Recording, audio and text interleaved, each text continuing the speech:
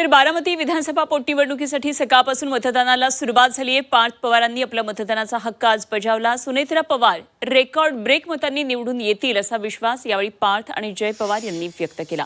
बारामतीकरांनी मोठ्या प्रमाणात आपला मतदानाचा हक्क बजावावा असं आवाहनही यावेळी त्यांनी केलं।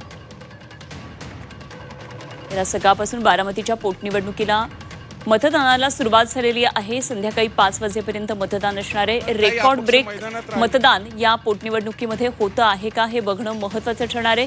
तर आज सकाळीच खासदार पार्थ पवार आणि जय पवार यांनी आपला मतदानाचा हक्क बजावला आणि यावेळी त्यांनी सुनेत्रा पवार यांना रेकॉर्ड ब्रेक मतदान होईल असा विश्वास व्यक्त केला आहे।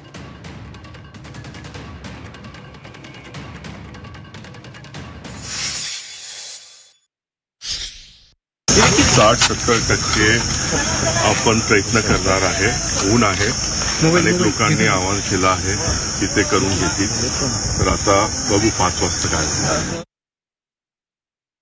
बारामतीकरांनी त्यांच्या मनातच ही निवडणूक घेतली आहे आणि दिसतंय आपल्याला लोकांचा प्रतिसाद जास्तीत जास्त चांगलंच मतदेक्यांनी वहिनी विजय होतील।